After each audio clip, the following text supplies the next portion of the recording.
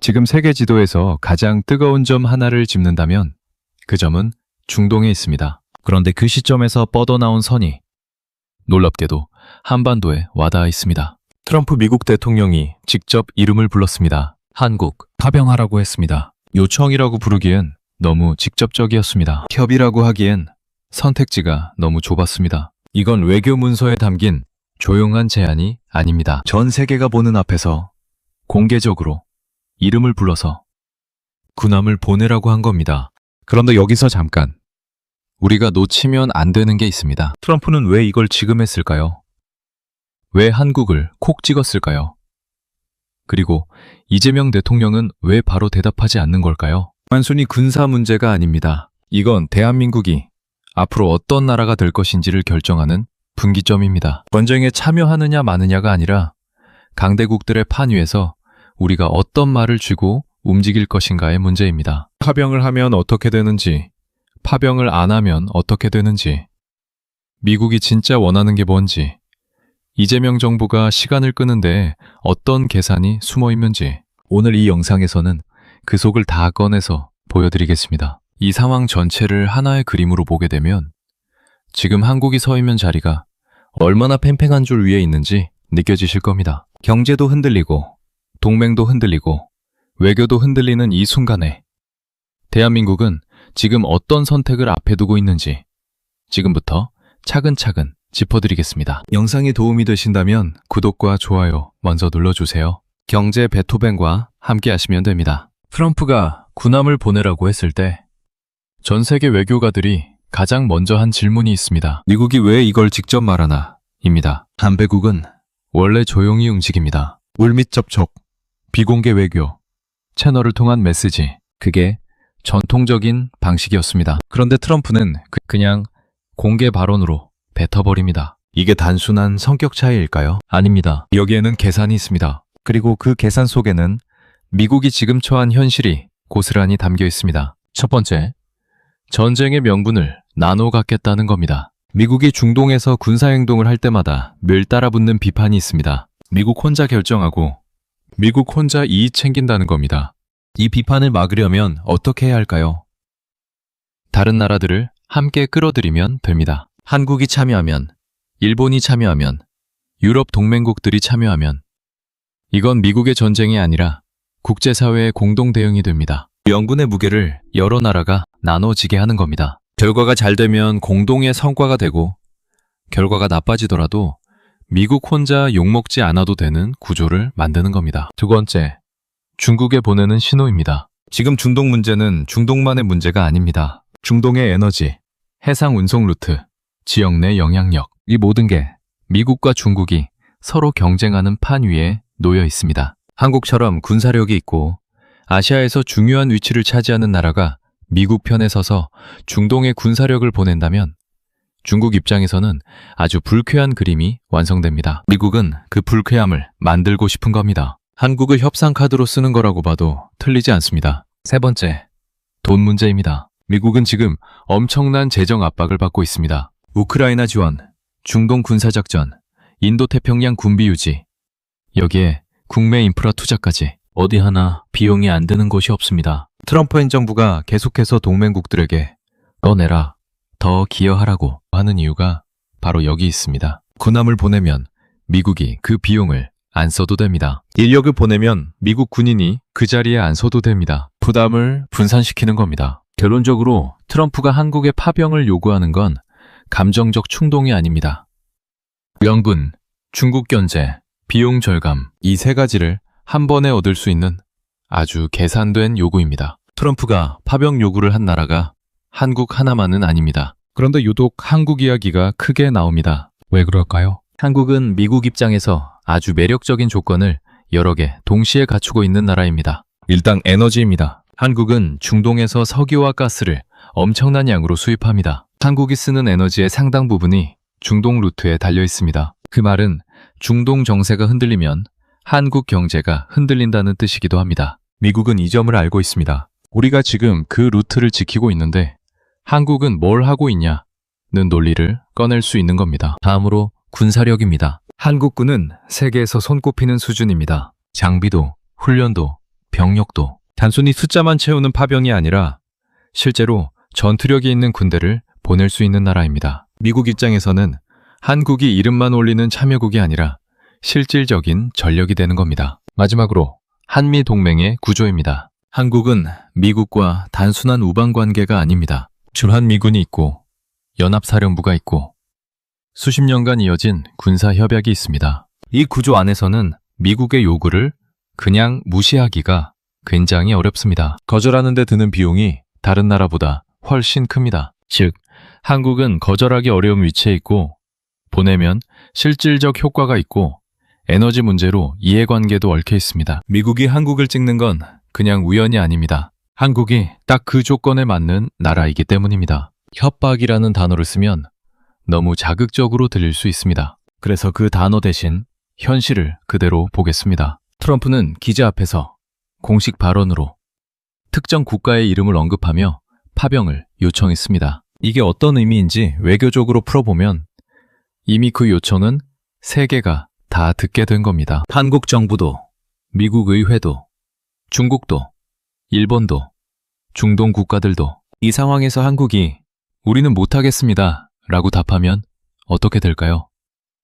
그 거절 역시 세계가 다 보는 앞에서 이루어집니다. 미국과의 관계에 균열이 생겼다는 신호가 공개적으로 퍼지게 됩니다. 외교에서 공개적인 거절은 조용한 거절보다 훨씬 더 큰 파장을 만듭니다. 체면의 문제이고 신뢰의 문제이고 향후 협상력의 문제입니다. 그래서 이거 협박이라고 안 불러도 사실상 협박에 가까운 구조가 만들어진 겁니다. 공개적으로 요구했으니 공개적으로 거절하면 관계가 흔들린다는 암묵적인 압박이 깔려 있는 거죠. 게다가 트럼프 행정부는 이미 무역, 방위비, 반도체 등 여러 분야에서 한국에 압박을 가하고 있습니다. 파병 거절이 이 압박들과 연결되면 한국 입장에서는 단순히 군사 문제가 아니라 통상과 경제 전반에 영향을 줄 수 있는 변수가 됩니다. 협박인지 아닌지를 따지기보다 이 요구가 한국에게 어떤 현실적인 부담을 만드는지를 보면 됩니다. 그 부담은 분명히 있습니다. 파병을 한다고 가정해 봅시다.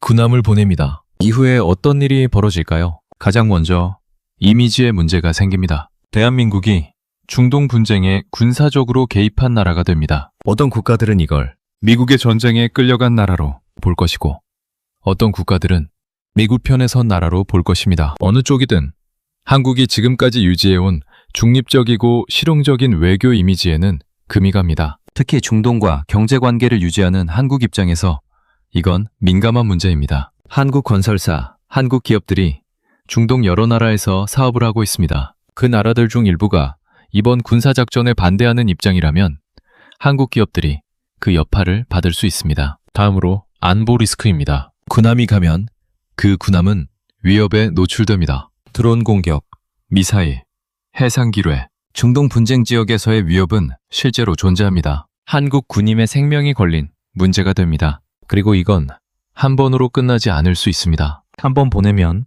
다음에 또 요청이 왔을 때 거절하기가 더 어려워집니다. 털레가 생기는 겁니다. 경제와 안보, 외교 이미지, 그리고 군인의 안전까지 파병이라는 선택지 뒤에는 이 모든 것이 따라옵니다. 그러면 반대로 파병을 거절하면 어떻게 될까요?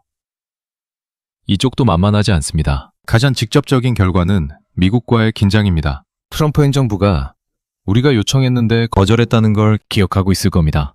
외교에서 기억은 오래갑니다. 다음에 한국이 미국에 뭔가를 부탁해야 할 때 그 기억이 협상 테이블 위에 올라옵니다. 방위비 협상, 반도체 공급망 협력, 북핵 문제 등 한국이 미국의 도움이 필요한 영역들이 있습니다. 그 영역들에서 미국이 조금 덜 적극적으로 움직인다면 한국이 받는 불이익은 생각보다 클 수 있습니다. 또한 파병 거절이 한국이 동맹에서 이탈하려는 신호로 읽히면 미국 내 강경파들이 한국 압박의 수위를 높이는 명분으로 활용할 수 있습니다. 무역 보복, 관세, 기술 규제, 꼭 군사 분야가 아니더라도 이쪽 저쪽에서 불편한 일들이 생길 수 있습니다. 외교적으로도 한국의 발언권이 줄어들 수 있습니다. 국제사회에서 목소리를 내려면 무언가를 기여해야 합니다. 기여 없이 발언권만 요구하는 나라는 외면당합니다. 파병을 거절하면 앞으로 한국이 국제안보 논의에서 참여하고 싶을 때 그 자리가 좁아질 수 있습니다. 파병을 하면 리스크가 있고 파병을 안 해도 리스크가 있습니다. 이것이 지금 한국이 직면한 진짜 딜레마입니다. 이재명 대통령이 즉답을 안 하고 있습니다. 신중하게 검토하겠다는 입장입니다. 이게 비겁한 건지 현명한 건지 많은 사람들이 궁금해합니다. 외교를 잘 아는 사람들 사이에서는 이 침묵이 꽤 의미 있다고 봅니다. 우선 즉답은 언제나 불리합니다. Yes 라고 바로 말하면 이후 협상에서 한국이 얻을 수 있는 조건들을 날려버리는 겁니다. 뭔가를 해줄 때는 반드시 대가를 챙겨야 합니다. 방위비 조정, 경제협력, 기술 이전, 우리가 이렇게까지 해줄 테니 저쪽에선 이걸 줘야 한다는 협상을 해야 하는데 바로 예스라고 하면 그 카드가 없어지는 겁니다. 노라고 바로 말하는 건 더 안 됩니다.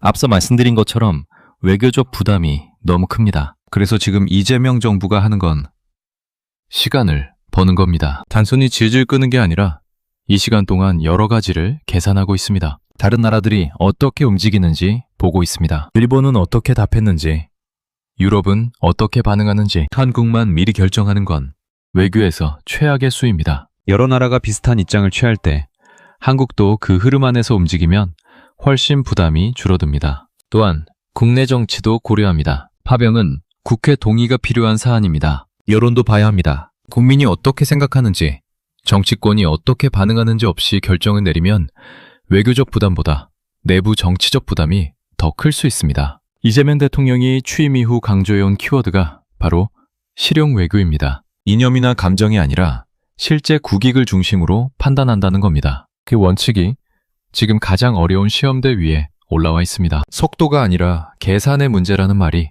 이 상황에서 정확히 맞아떨어집니다. 빨리 결정하는 게 잘하는 게 아니라 제대로 계산해서 결정하는 게 잘하는 겁니다. 이제 큰 그림을 정리해 봅시다. 미국이 요청했고 한국이 시험대에 올랐습니다. 이 문장이 이 영상의 핵심입니다. 그런데 저는 여기서 한 가지 더 말씀드리고 싶습니다. 이 시험은 파병 하나로 끝나지 않는다는 겁니다. 이건 앞으로 한국이 어떤 방식으로 국제사회에서 자기 자리를 잡아나갈 것인지를 보여주는 첫 번째 큰 장면입니다. 냉전이 끝난 이후 세계는 미국 중심의 단일한 질서 속에 있었습니다. 그 질서 안에서 한국은 미국 편에 서면 됐습니다. 고민이 별로 없었습니다. 그런데 지금 세상은 달라졌습니다. 미국과 중국이 격돌하고 러시아가 전쟁을 일으키고 중동이 흔들리고 유럽도 분열되는 이 다극화된 세계에서 한국은 더 이상 한쪽만 보고 달릴 수가 없습니다. 미국의 편에 완전히 서면 중국과 관계가 흔들립니다. 한국 수출의 상당 부분이 중국과 연결되어 있습니다. 중국을 무시할 수 없습니다. 그렇다고 중국 편을 들 수도 없습니다. 안보의 핵심 축은 여전히 한미동맹입니다. 이 사이에서 균형을 잡는 것, 그게 실용 외교입니다. 쉬운 일이 아닙니다. 어디서든 욕먹을 수 있는 자리입니다. 미국은 더 확실하게 우리 편에 서라 할 것이고 중국은 선을 넘지 말라고 할 것이고 국내에서는 어떤 결정을 해도 비판이 나올 겁니다. 그러면 어떻게 해야 할까요? 감정으로 판단하지 말아야 합니다. 미국이 우리 동맹이니까 무조건 해줘야 한다는 것도 감정입니다. 파병은 절대 안 된다. 전쟁에 끌려가면 안 된다는 것도 감정입니다. 감정이 틀렸다는 게 아니라 그 감정이 결정의 전부가 되면 안 된다는 겁니다. 군사적으로는 실제 위험 수준을 정확하게 평가해야 합니다. 어느 정도의 파병이 한국 군인에게 어느 정도의 위험을 주는지, 그 위험이 국익에 비해 감내할 만한 수준인지, 경제적으로는 파병이 에너지 공급망에 어떤 영향을 주는지, 중동과의 사업 관계에 어떤 파장이 올지, 미국과의 무역에서 어떤 조건을 협상해야 하는지, 외교적으로는 이번 결정이 앞으로 한국의 국제적 위상에 어떤 선례를 남기는지, 이 세 가지를 동시에 보면서 결정하는 것, 그게 지금 이재명 정부가 해야 하는 일이고 대한민국이 해야 하는 일입니다. 파병 여부라는 단 하나의 질문 뒤에 이렇게 많은 것들이 얽혀 있습니다. 그래서 이 결정은 빠를 수 없습니다. 그리고 어느 한쪽을 택했다고 해서 틀린 것도 아닙니다. 어떤 결정을 하든 그 결정을 지지하는 논리가 있어야 하고 그 결정 뒤에 따라오는 결과를 감수할 준비가 있어야 합니다. 마지막으로 한 가지만 말씀드리겠습니다. 지금 이 상황을 보면서 화가 나는 분들도 있을 겁니다. 왜 우리가 강대국의 전쟁에 끌려가야 하냐고. 맞는 말입니다. 작은 나라가 억울한 상황에 놓이는 건 역사적으로 반복돼 왔고 지금도 반복되고 있습니다. 그런데 억울함을 느끼는 것과 그 억울한 상황에서 최선의 선택을 하는 것은 다른 문제입니다. 억울해도 현명해야 합니다. 화가 나도 계산은 맞아야 합니다. 대한민국은 지금 그런 현명함이 필요한 순간에 서 있습니다. 이건 전쟁에 참여하느냐의 문제가 아닙니다. 대한민국이 앞으로 어떤 나라가 될 것인지를 선택하는 문제입니다. 오늘의 영상 도움이 되셨나요? 이런 복잡한 국제 정세를 알기 쉽게 풀어드리는 게 경제 베토벤이 하는 일입니다. 구독과 좋아요, 알림 설정까지 해두시면 다음 영상도 놓치지 않으실 수 있습니다. 다음 영상에서 또 만나겠습니다. 감사합니다.